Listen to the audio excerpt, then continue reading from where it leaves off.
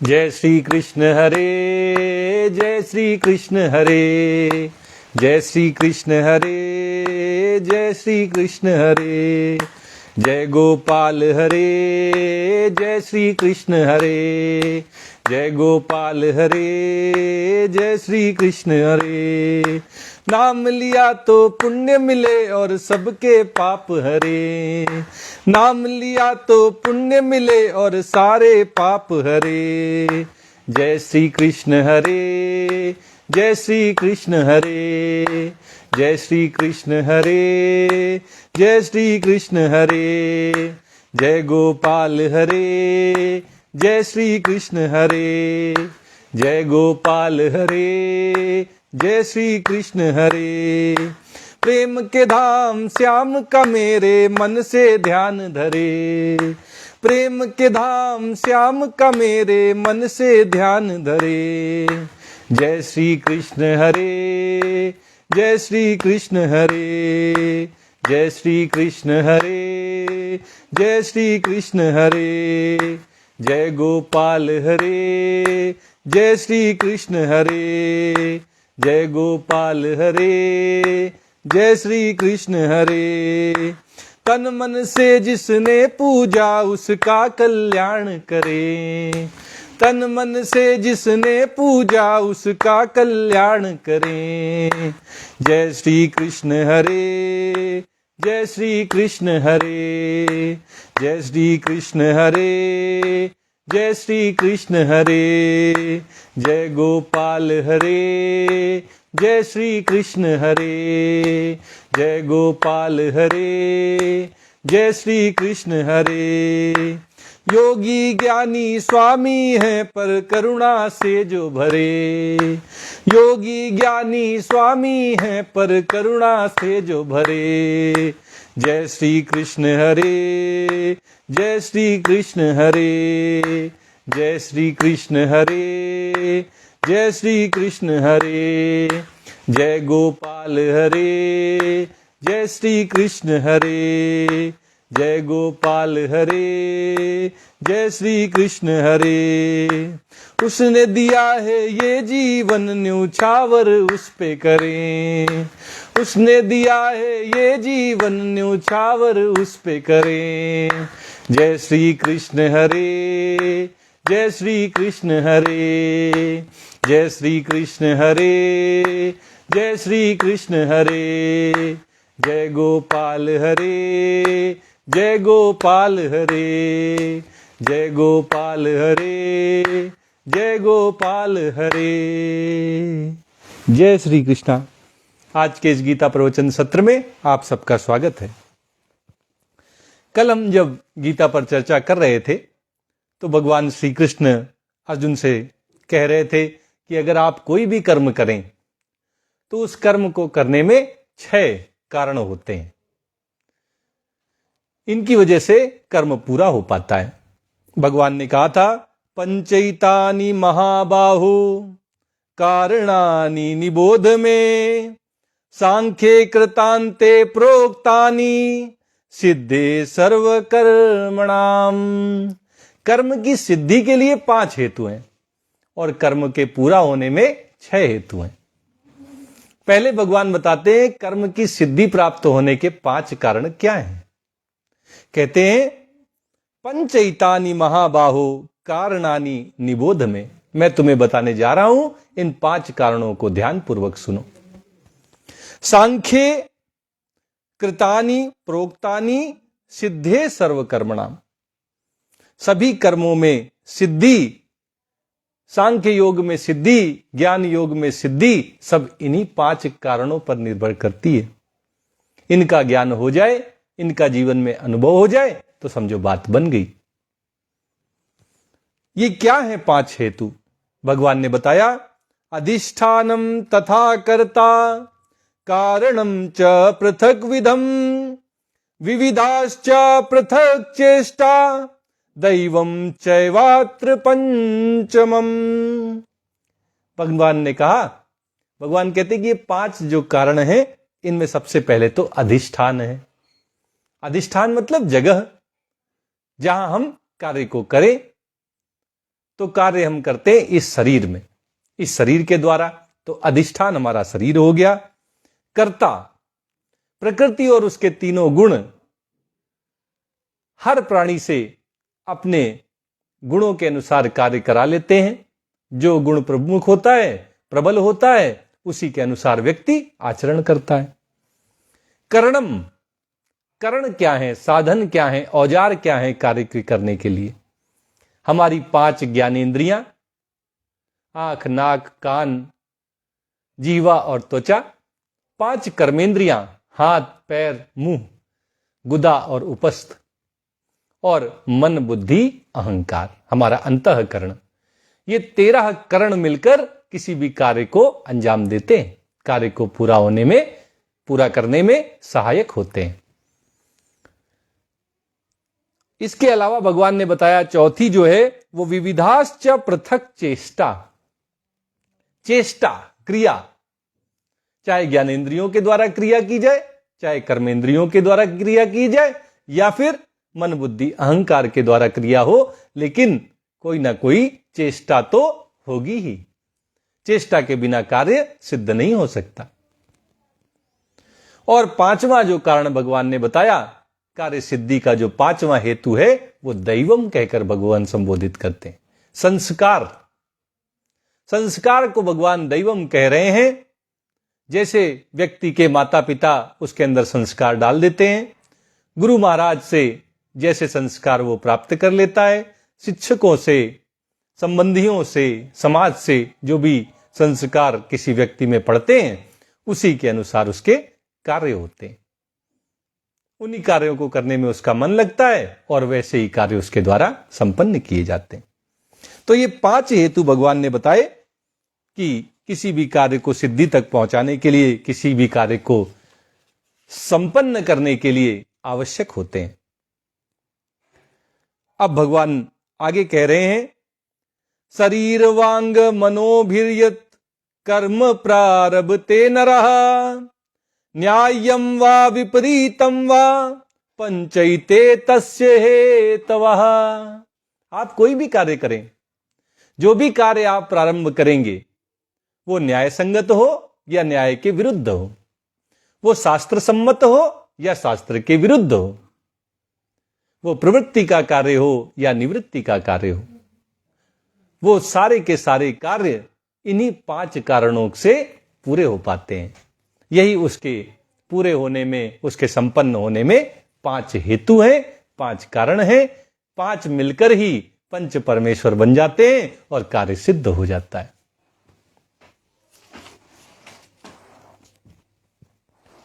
अब भगवान आगे कर्मों के होने में ये जो 5 हेतु हैं, इनका क्या आशय है, ये स्पष्ट करते हुए कहते हैं कि अगर कोई इनके अनुसार भगवान की कही हुई बात को भगवान के अनुसार ना माने, तो उसको क्या कह रहे हैं भगवान?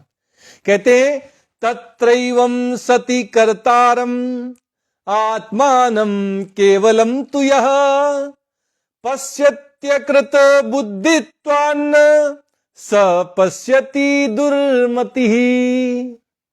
भगवान कह रहे हैं कि ये 5 कारण तो मैंने तुम्हें बता दिए। अब इन 5 कारण में से तुम्हारी आत्मा का मैंने नाम लिया, बताइए। 5 कारण भगवान ने बताए, अधिष्ठान बताया, कर्ता बताया, करण बताया, चेष्टा बताई, और भगवान ने कहा कि अंत में संस्कार, दैव के नाम से जो भगवान ने कहे, ये 5 हेतु हैं। इनमें कहीं आत्मा का नाम आया? आप बताइए, नहीं आया। लेकिन फिर भी कुछ लोग तो यही करते हैं, कहते हैं कि मैं करने वाला हूं। जब वो मैं कहते हैं तो शरीर का कोई अंग तो काम नहीं करता, कोई इंद्रियां तो काम नहीं करती, पूरा शरीर मिलकर कार्य को अंजाम देता है। इसको तो भगवान ने अधिष्ठान कहकर कह दिया। तो जिसको आप कह रहे हैं कि मैं करता हूं, वो तो आप आत्मा के लिए ही कह रहे हैं, अपने आप के लिए कह रहे हैं, अपने स्वरूप के लिए कह रहे हैं। लेकिन अगर आपने गीता को पूरा सुना है, समझा है, तो भगवान ने कह दिया कि पहले ही कि आत्मा तो निर्लिप्त है, ये कभी कुछ नहीं करता, ये तो साक्षी है, दृष्टा है, देखने वाला है, तमाशबीन है। तो अगर आप अपने आप को ही कर्ता मानने लगे भगवान की कही हुई बात को आपने नहीं समझा, नहीं सुना, नहीं माना, तो भगवान कहते हैं कि ऐसा आदमी दुर्मति ही होता है। उसको भगवान के द्वारा जो मति दी गई, विवेक दिया गया, बुद्धि दी गई, उसने कभी जीवन में उसका सदुपयोग नहीं किया। मनुष्य को पशुओं से, पक्षियों से, कीट पतंगों से जो अलग करती है वो विवेक बुद्धि है। अगर हम इसका इस्तेमाल ही ना करें, इसका सदुपयोग ही ना करें, तो नर नहीं नर पशु निरा, हमारी हालत पशुओं के जैसी हो जाएगी। इसलिए भगवान हम सबको चेतावनी दे रहे हैं, चेता रहे हैं। क्या कहते हैं? तत्रैवं सति कर्तारम आत्मानं केवलम तु यह। भगवान ने तो 5 हेतु बताए, 5 कारण बताए कार्य के होने में, संपूर्ण होने में, पूरा होने में।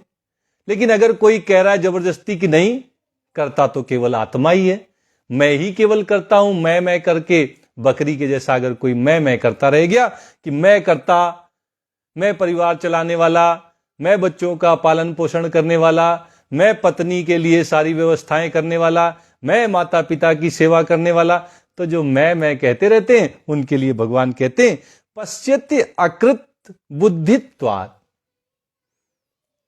उसने अपनी बुद्धि का कभी इस्तेमाल नहीं किया,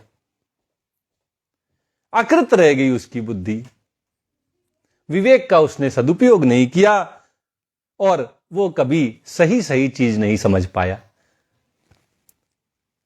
न स पश्यति, वो देख नहीं पाया सही, उसकी नजर सही चीज पे नहीं गई, उसने बारीकी से तत्व को नहीं समझा कि कर्ता, केवल कर्ता के द्वारा क्रिया कर्म पूरा नहीं हो रहा है।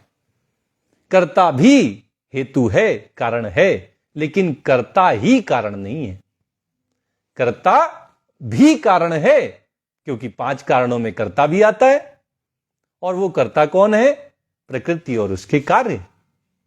आप उसमें भी नहीं आ रहे हैं, लेकिन फिर भी अगर कोई कर्ता अपने आप को समझ रहा है तो भगवान के कहे अनुसार नहीं चलता। भगवान कहते हैं दुर्मति, कुमति, उसकी मति मारी गई है, उसने अपनी बुद्धि का उपयोग नहीं किया, उसने विवेक विचार करके कभी इस बात को नहीं समझा कि 5 कारण हैं जिनके द्वारा कार्य सिद्धि तक पहुंचता है, पूर्णता को प्राप्त होता है। लेकिन कुछ लोग हैं जो भगवान के कहे अनुसार चलते हैं और जो ये जान जाते हैं कि मैं करने वाला नहीं हूं, वो कर्तापन के अभिमान से रहित हो जाते हैं। अगर हम 5 कारणों में से देखें तो हम किसी कारण के अंतर्गत नहीं आते। सारे के सारे प्रकृति और उसके दिए हुए इस शरीर, इंद्रियों, मन, बुद्धि, अहंकार के द्वारा ही कार्य हो रहे हैं।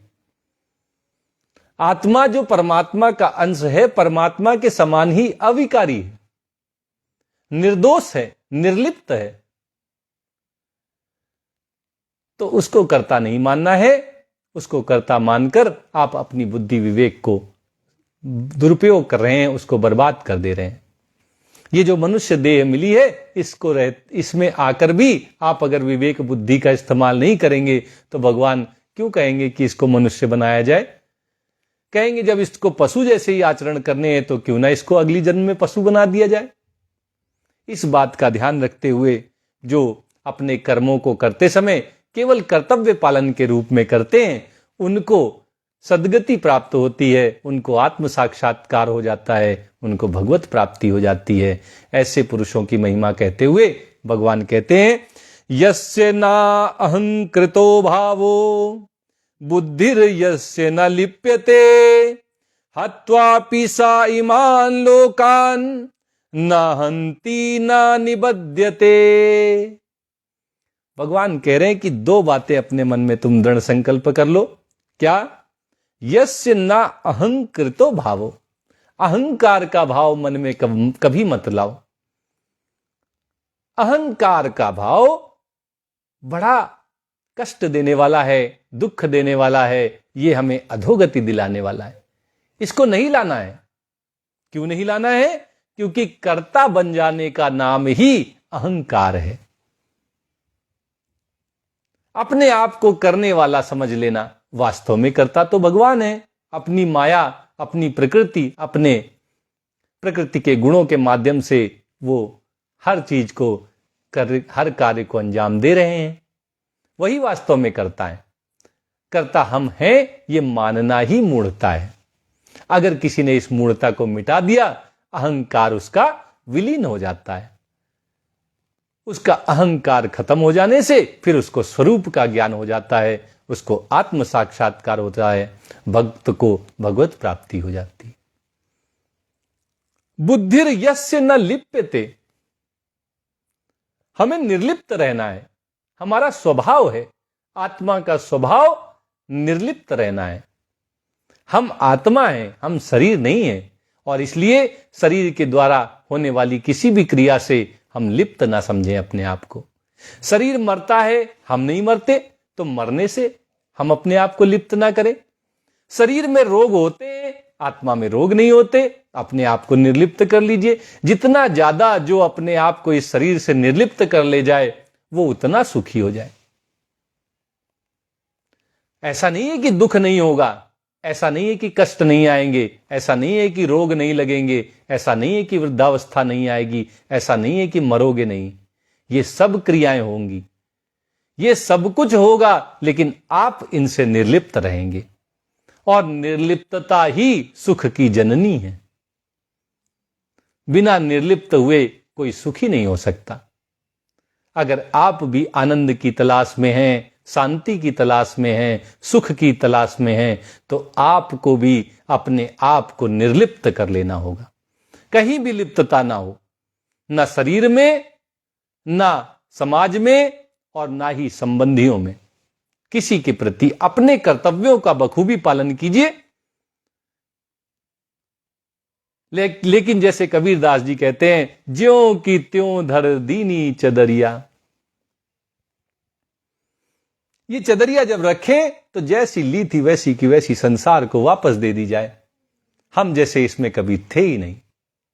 ये निर्लिप्तता ही भगवत प्राप्ति कराएगी, आत्म साक्षात्कार कराएगी, सुख, आनंद और शांति की प्राप्ति कराएगी।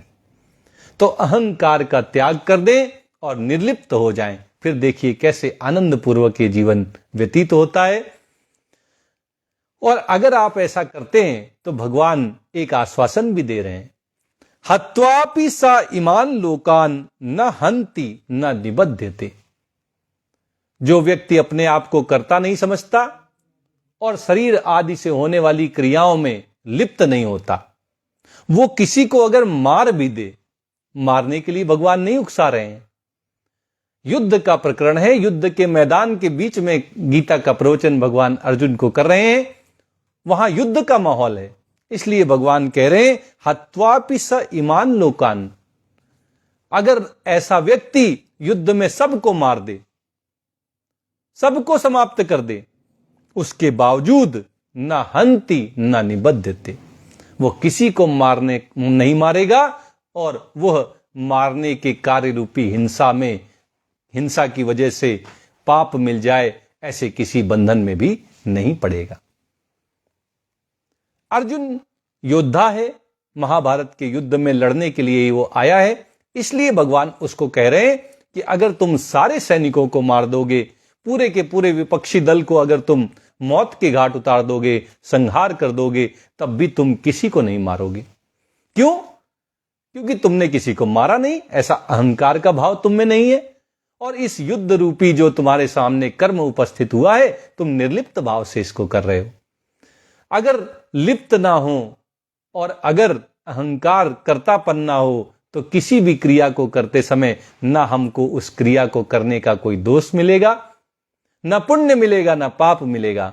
और ये पुण्य पाप यही तो बांधने वाले हैं। पुण्य किए तो स्वर्ग ब्रह्मलोक, इनमें बंधोगे, पाप किए तो नरक में जाओगे। लेकिन अगर निर्लिप्त हो गए, अगर कर्तापन ही ना रहा, तो समाज में बड़ी क्रियाएं हो रही हैं, लेकिन उनका हमारे जीवन में कोई असर नहीं होता। इस शरीर से होने वाली क्रियाओं के द्वारा जो हम बंधन स्वयं उपस्थित करते हैं, वे सारे बंधन तोड़ देंगे, वे बंधन टूट जाएंगे, और ये हंस अकेला उड़ेगा। ये हंस उड़ जाएगा, कोई बंधन इसको बांध नहीं पाएगा। ऐसी बात भगवान अर्जुन के माध्यम से हम सबको समझा रहे हैं कि हम जो भी कर्म करें, उस कर्म को करते समय हमारे अंदर कोई अहंकार का, कर्तापन का भाव ना हो और हम किसी कर्म में लिप्त ना हो, उसमें आसक्त ना हो, उसके प्रति ममता ना रखें। अगर ऐसा करते हैं तो कोई भी कर्म क्यों ना करें, वे सारे के सारे कर्म अकर्म में बदल जाएंगे। उनमें जो बंधन बांधने की क्षमता है वो समाप्त हो जाएगी और आप जीवन में ही जीवन मुक्त हो जाएंगे। मरने के बाद मोक्ष, भगवत प्राप्ति, आत्म साक्षात्कार जैसा भी आप चाहते हैं, इस शरीर के रहते हुए ही आपको हो जाएगा और मरने के बाद फिर पुनर्जन्म कभी नहीं होगा। ये आश्वासन भगवान अर्जुन के माध्यम से हम सबको दे रहे हैं। अब जैसा कि मैंने आज के इस सत्र के प्रारंभ में आपसे कहा था कि किसी भी कार्य को करने के लिए 6 पहलू होते हैं, 6 कारण होते हैं, 6 हेतु होते हैं और उनसे मिलकर ही कार्य संपन्न हो पाता है। वे 6 क्या भाग हैं, उनके विषय में अब भगवान बताने जा रहे हैं।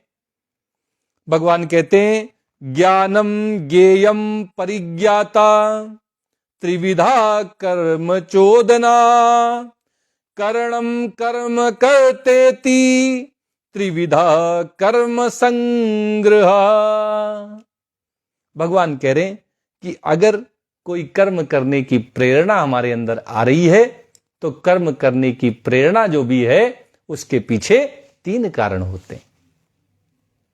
और फिर हमारे अंदर जब प्रेरणा आ गई और हम उस कार्य को करने में लग गए तो कर्मों का जो संग्रह है, जो कर्म इकट्ठा होकर हमें बांधते हैं, उनके भी 3 कारण बनते हैं। पहले भगवान प्रेरणा की बात कहते हैं, फिर कर्मों के संग्रह की बात करते हैं। उन संग्रहों के फलस्वरूप हमें अगले जन्म की प्राप्ति होती है कि हम कहां जाएंगे, स्वर्ग में जाएंगे कि नरक में जाएंगे। तो सबसे पहले देखते हैं कि प्रेरणा कहां से आती है। भगवान कहते हैं, ज्ञानम ज्ञेयम परिज्ञाता त्रिविधा कर्म चोदना। कर्म करने की जो प्रेरणा है वो 3 बातों से मिलकर पूरी होती है। पहला, ज्ञान। पहले हमें किसी चीज का ज्ञान हो। उसके बाद ज्ञेयम, जिस विषय का ज्ञान है उस ज्ञान के लिए फिर ज्ञेय, वो विषय। ज्ञान किसका हुआ? विषय का। तो वो विषय कहलाएगा ज्ञेय, जिसको हम जानने की इच्छा रखते हैं, जिसको हमको पूरा करने की इच्छा रखते हैं, जो हमारा लक्ष्य है। और तीसरा है परिज्ञाता। परितः ज्ञाता, जो जानता है, ज्ञान को जो ज्ञान रखता है और किस विषय का ज्ञान रखना है, उस ज्ञेय को भी जो जानता है। ज्ञेय और ज्ञान, इन दोनों को जानने वाला जो है उसको भगवान परिज्ञाता कहते हैं। ये तीनों मिलकर ही कर्म की प्रेरणा देते हैं। हमारा जो अंतःकरण है यही सब कुछ जानने वाला है और जो हमारा विषय है वो ज्ञेय है। और ज्ञान क्या है? इन ज्ञानेंद्रियों, कर्मेंद्रियों के द्वारा जो हमें विषयों का ज्ञान होता है। तो अगर हमें मान लीजिए कि जल प्राप्ति की हमारे अंदर इच्छा है, प्रेरणा उत्पन्न हुई कि हमको जल चाहिए, तो उसके पहले हमें प्यास का ज्ञान होगा। सबसे पहले क्या ज्ञान होगा कि प्यास क्या होती है। जब हमें प्यास लगेगी, प्यास का ज्ञान हो जाएगा कि हमको पानी चाहिए, तो उसका जो विषय है जल, पानी, हम उसकी तलाश में निकलेंगे। और फिर जो जानने वाला है वो कर्म करने की प्रेरणा देगा। हमारा मस्तिष्क हमें अब पानी की तलाश में ले जाएगा। पहले प्यास, फिर जल प्राप्ति की इच्छा और उसके बाद मस्तिष्क हमें एक इशारा करेगा कि चलो उधर पानी मिलेगा। इस तरह कर्म करने की प्रेरणा 3 बातों से आती है। पहले तो ज्ञान, और फिर जिसका ज्ञान वह विषय ज्ञेय, और ज्ञान और ज्ञेय को जानकर जानने वाला जो परिज्ञाता है वो हम। इन तीनों के मिलने से ही प्रेरणा होती है। अब प्रेरणा हो गई तो फिर कर्म करने जाएंगे। जब कर्म करने जाएंगे, अगर हमारे मन में अहंकार है, कर्तापन है और हमारे अंदर लिप्तता है, अगर हम उस कर्म के साथ अपने आप को जोड़ के चलते हैं, तो फिर उस कर्म के करने में भी 3 सहयोगी बनेंगे। कौन कौन सहयोगी होंगे? करणम, कर्म, कर्तेति। कर्ता, कर्म और कर्ण, ये मिलकर ही कर्म को पूरा कर सकते हैं। इनमें भी सबसे महत्वपूर्ण कर्ता बन जाता है, क्योंकि सारे कार्य को करने का जिम्मेदारी उसी के ऊपर आ जाती है। ये शरीर हमारा, हमें जैसे ही मस्तिष्क से इशारा मिलता है कि अब हमको ये कर्म करना है, तो हम अपने शरीर को एक मशीन की तरह चालू कर देते हैं, उस कर्म को करने में लगा देते हैं। तो कर्ता तो हम खुद बन जाते हैं। और फिर एक कर्म होता है, जैसे पानी की तलाश में हम जा रहे हैं, तो हमें अब पानी की तलाश रूपी एक कर्म करना है, तो दूसरा कर्म हो गया। और तीसरा कर्णम, अब पानी लेने जाएंगे तो हमें साधन भी चाहिए पानी के लिए। बोतल ढूंढेंगे, अपने पैरों से चल के जाएंगे, हाथ से बोतल को भरेंगे। तो ये सारे के सारे जो साधन हैं वे सब करण कहलाते हैं। कर्ता, कर्म और करण मिलकर ये हमारे किसी भी कार्य को पूरा कर देते हैं। इस तरह भगवान ने बताया कि 6 चीजों की आवश्यकता है, जिनके बिना हम कोई कर्म नहीं कर सकते। 3 से प्रेरणा मिल रही है और 3 से कर्मों का संग्रह हो रहा है। कर्म पूरा होकर फिर हमें बांधता है पाप पुण्य के बंधन में। अब भगवान आगे हमसे कहते हैं, ज्ञानम कर्म च कर्ता च त्रिधैव गुण भेदतः प्रोच्यते गुण संख्याने यथावत् शृणुतान्यपि। अब भगवान कह रहे हैं कि जो भी शास्त्र हैं, उन्होंने प्रकृति के गुणों के अनुसार ही कर्ता का विवेचन किया है, ज्ञान का विवेचन किया है और कर्म को भी कर्म के बारे में भी बताया है। क्या बताया है? ज्ञान कर्म च कर्ता च त्रिधैव गुण भेदता। गुणों के अनुसार, जो प्रकृति के सतोगुण, रजोगुण और तमोगुण हैं, इनके भेद के अनुसार ही कर्ता के भी 3 भेद हैं और ज्ञान के भी 3 भेद हैं और कर्म के भी 3 भेद हैं। पिछले अध्यायों में भगवान ने दान के, तप के, यज्ञ के, पूजा पद्धति के, आहार के 3 भाग बताए थे गुणों के अनुसार। अब भगवान हमें जो हम कर्म करते हैं उनमें जो कर्ता है और जो ज्ञान है और जो कर्म है, इनके भी 3 भेद बताने जा रहे हैं। कहते हैं कि शास्त्रों में 3 भेद इन सब के बताए गए हैं और उनका मैं अब तुम्हारे सामने वर्णन करने जा रहा हूं, तुम उनको ध्यानपूर्वक सुनो। हम सबको भी अर्जुन के माध्यम से भगवान यही कहना चाहते हैं कि हम सब भी इनके बारे में ज्यादा से ज्यादा जाने, ताकि हम अपने आप को कर्तापन से रहित कर सकें और निर्लिप्त कर सकें। गुणों का विवेचन करने वाले शास्त्रों में गुणों के भेद के अनुसार ज्ञान, कर्म और कर्ता 3 प्रकार के बताए गए हैं, 3 प्रकार के कहे जाते हैं। भगवान कह रहे हैं कि अब उनसे मेरा वर्णन यथार्थ रूप में सुनो, मैं तुम्हें बताता हूं। पहले भगवान ने कहा ज्ञान बताएंगे, फिर कहा कर्म बताएंगे और फिर कहा मैं कर्ता के विषय में बताऊंगा। तो ज्ञान के विषय में अब भगवान बताने जा रहे हैं। कहते हैं, सर्वभूतेषु येनैकं भावम अव्ययमीक्षते अविभक्तम विभक्तेषु तज्ज्ञानम विद्धि सात्विकम। भगवान ने कहा 3 भेद होते हैं। तो एक बात तो आपको तुरंत समझ जानी चाहिए कि जब भगवान 3 भेद बताते हैं तो सात्विक, राजसिक और तामसिक रूप में उन भेदों को कहते हैं। ज्ञान भी 3 तरह का होता है। सबसे पहले भगवान सात्विक ज्ञान के विषय में कहते हैं, सर्वभूतेषु ये नैकम भावम अव्ययमीक्षते। जो अविनाशी सत्ता को हम सब देखते हैं सभी प्राणियों के अंदर, हम सब जानते हैं कि परमात्मा रूप में हमारे भगवान श्री कृष्ण सभी प्राणियों में, सबके हृदय में रहते हैं, विराजमान हैं। इस भाव को जो अपने मन में ले आए, इसका पहले इसको माने और फिर अपने जीवन में इसका अनुभव करे, ऐसे व्यक्ति को सात्विक ज्ञान होगा। जो ये जान जाए कि सभी प्राणियों में एक ही परमपिता परमेश्वर भगवान श्री कृष्ण विराजते हैं परमात्मा रूप में, फिर वो किसी के प्रति छोटे बड़े का भाव तो नहीं बना सकता। जब सबके हृदय में वही भगवान श्री कृष्ण है तो कोई छोटा बड़ा कैसे हो सकता है? फिर कोई भेद नहीं रह जाता, फिर समाज में ये जो कट्टरता रहे इसका कोई स्थान नहीं रह जाता, ये जो ऊंच नीच है इसका कोई स्थान नहीं रह जाता, क्योंकि सबके हृदय में हमारे परमात्मा, हमारे भगवान श्री कृष्ण विराजते हैं। भगवान कहते हैं सर्वभूतेषु ये नैकम भावम अव्ययमीक्षते। उन अविनाशी भगवान श्री कृष्ण के दर्शन जब व्यक्ति सभी प्राणियों में करने लगता है, अविभक्तम, जैसे अगर सूर्य के सामने हजारों घड़े रख दिए जाए धूप में, हर घड़े में एक सूर्य दिखाई देगा, लेकिन सूर्य अविभक्त है।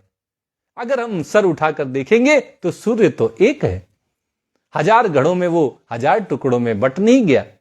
ऐसे ही परमपिता परमेश्वर भगवान श्री कृष्ण एक हैं।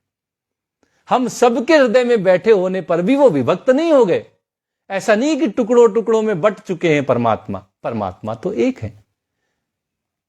हम सबके हृदय में जैसे सूर्य की छवि हर घड़े में दिखाई देती है, हमारे अंदर भी परमात्मा अंश रूप में उपस्थित है, और अंश रूप में होते हुए भी वे पूर्ण हैं। पूर्णमदः पूर्णमिदं पूर्णात् पूर्णमुदच्यते पूर्णस्य पूर्णमादाय पूर्णमेवावशिष्यते। वो भी पूर्ण है, हम भी पूर्ण हैं। अगर पूर्ण में से कुछ निकाल दिया जाए तो पूर्ण में कोई कमी नहीं आती, वो पूर्ण रहता है, और पूर्ण से जो निकाला जाए वो भी पूर्ण रहता है। यही इस श्लोक का अर्थ है। पूर्ण का अंश भी पूर्ण होता है और पूर्ण तो सदैव पूर्ण रहता है। परमात्मा में कोई कमी नहीं आती। अविभक्तम विभक्तेषु तत् ज्ञानम विद्धि सात्विकम। सबके हृदय में उपस्थित होते हुए भी परमात्मा अविभक्त हैं, टुकड़ों में नहीं बटे। इसको जान लेना वास्तविक ज्ञान है। भगवान कहते हैं यही सात्विक ज्ञान है, इसको तुम समझ लो। और जो हम फिजिक्स, केमिस्ट्री, बायोलॉजी पढ़ रहे हैं, सोशल साइंस पढ़ रहे हैं, ये सब ज्ञान नहीं है, ये सब सांसारिक ज्ञान है।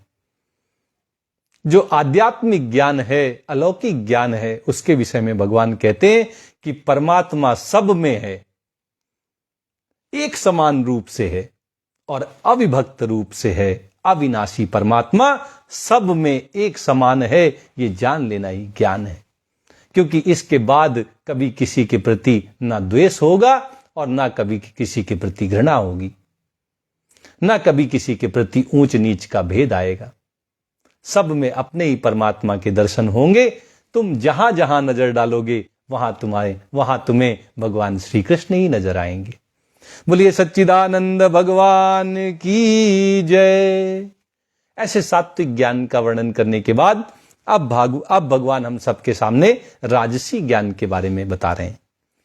कहते हैं पृथक्त्वेन तु यच ज्ञानम नाना भावान पृथक विधान वेत्ति सर्वेषु भूतेषु तज ज्ञानम विद्धि राजसम। सात्विक ज्ञान में सब एक समान दिखाई देते हैं, हमारे परमात्मा के ही स्वरूप दिखाई देते हैं। लेकिन राजसिक ज्ञान में परमात्मा नहीं दिखाई देते, केवल और केवल संसार दिखाई देता है, और संसार की विविधता की तरफ ही हमारा ध्यान होता है। उस विविधता के पीछे का जो आधार है, उसका जो स्रोत है, उसकी उत्पत्ति का जो कारण है, उस परमपिता परमेश्वर भगवान श्री कृष्ण की तरफ ध्यान नहीं जाता। व्यक्ति संसार में ही फंसा रह जाता है। भगवान कहते हैं पृथक्त्वेन तु यच ज्ञानम। जिस ज्ञान में पृथक पृथक सब कुछ दिखाई दे, अलग अलग दिखाई दे, हम केवल विविधताओं को ही देखते रह जाएं। नाना भावान पृथक विधान। अलग अलग भाव हैं, अलग अलग विधान हैं। यही सब हम देखते रह जाएं, इस संसार की विविधता में खो जाएं। उस संसार की विविधता के पीछे जो भगवान श्री कृष्ण हैं उनकी तरफ ध्यान ना जाए। हम परमात्मा से विमुख होकर संसार के सम्मुख हो जाएं, यही राजसी ज्ञान है। वेत्ति सर्वेषु भूतेषु तज ज्ञानम विद्धि राजसम। इस राजसी ज्ञान के कारण व्यक्ति सब प्राणियों को अलग अलग देखता है, ऊंच नीच का भेद करता है, किसी के प्रति राग करता है, कोई प्रिय लगता है तो किसी के प्रति द्वेष रखता है, उससे घृणा करता है। ऐसा व्यक्ति परमात्मा के ऊपर कभी ध्यान नहीं देता, संसार में ही फंसा रह जाता है। अब सात्विक और राजसिक ज्ञान का वर्णन करने के बाद भगवान अर्जुन को बताते हैं कि तामसिक ज्ञान क्या होता है। पहली बात तो आप सब पहले ही जान चुके हैं गीता के माध्यम से कि तामसिक ज्ञान में ज्ञान रहता ही कहां है। ज्ञान को आच्छादित करके जब अज्ञान अपना बोलबाला बनाता है, ज्ञान को ढक लेता है और स्वयं प्रकट हो जाता है। जब सूर्य को बादल ढक देते हैं, अंधेरा कर देते हैं, रात्रि आ जाती है, तो फिर सांप और रस्सी में भेद नहीं रह जाता। वही रस्सी सांप नजर आने लगती है। क्या सांप आ गया रस्सी में या रस्सी सांप में बदल गई? इसमें से कुछ नहीं हुआ, बस प्रकाश चला गया। और जैसे ही अज्ञान का अंधकार जीवन में आता है तो सबसे पहले बुद्धि, विवेक ये सब छोड़कर भाग जाते हैं। आदमी जिसको अच्छा समझता है वो वास्तव में अच्छा नहीं है, जिसको वो बहुत अच्छा समझता है वही उसकी दुर्गति का कारण है। लेकिन चूंकि अंधकार है तो सांप भी रस्सी, रस्सी भी सांप नजर आती है। ऐसे ही तामस ज्ञान का वर्णन भगवान अर्जुन के सामने करते हैं। यत्तु कृत्स्न वदे कस्मिन कार्ये सक्तम हेतुकम अत्वार्थ वदल्पम च तत्तामस मुदाहृतम। भगवान कह रहे हैं कि जो ज्ञान अर्थात जिस ज्ञान के द्वारा मनुष्य एक कार्य रूप शरीर में ही संपूर्णता की तरह आसक्त रहता है, अहेतुकम, कोई हेतु उसको दिखाई नहीं देता, युक्ति रहित तो हो जाता है, अतत्वार्थवत, जैसे उसको अब कोई तत्व ज्ञान नहीं रहा, ज्ञान से रहित हो जाता है, ऐसा लगता है किसी ने उसका ज्ञान हर लिया।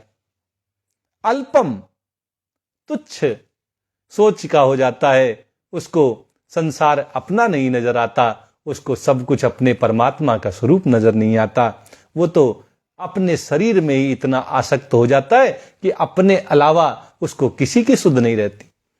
स्वार्थी हो जाता है, और ऐसा स्वार्थी कि दूसरों का काम बिगड़ता है तो बिगड़ जाए, अपना भला होना चाहिए।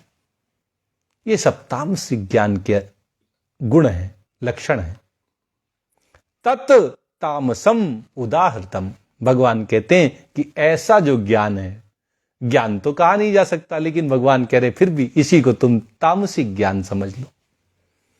तामसिक ज्ञान की जो लक्षण है तामसिक ज्ञान के, वो आपको दिखाई देंगे कि व्यक्ति युक्ति रहित हो जाएगा।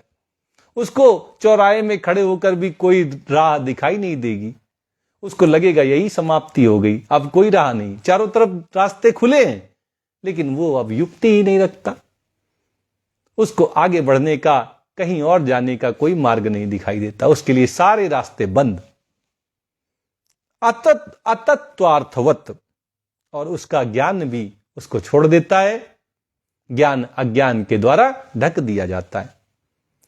अल्पम, बड़ी तुच्छ सोच के साथ वो केवल इस शरीर को अपना समझता है और इसी की इच्छाओं की, वासनाओं की पूर्ति में, कामनाओं की पूर्ति में लगा रहता है। भगवान कहते हैं कि ऐसा ज्ञान तामसिक ज्ञान कहा जाता है। आज गीता का प्रवचन यहीं तक होगा। आइए भगवान के कुछ प्यारे नामों का भजन करते हुए आज के इस सत्र को संपन्न करते हैं। श्री कृष्ण गोविंद हरे मुरारी, हे नाथ नारायण वासुदेवा। श्री कृष्ण गोविंद हरे मुरारी, हे नाथ नारायण वासुदेवा, हे नाथ नारायण वासुदेवा, हे नाथ नारायण वासुदेवा, हे नाथ नारायण वासुदेवा, हे नाथ नारायण वासुदेवा। श्री कृष्ण गोविंद हरे मुरारी, हे नाथ नारायण वासुदेवा। श्री कृष्ण गोविंद हरे मुरारी, हे नाथ नारायण वासुदेवा। श्री कृष्ण गोविंद हरे मुरारी, हे नाथ नारायण वासुदेवा। जय श्री कृष्णा, जय श्री कृष्णा, जय जय श्री राधा कृष्णा।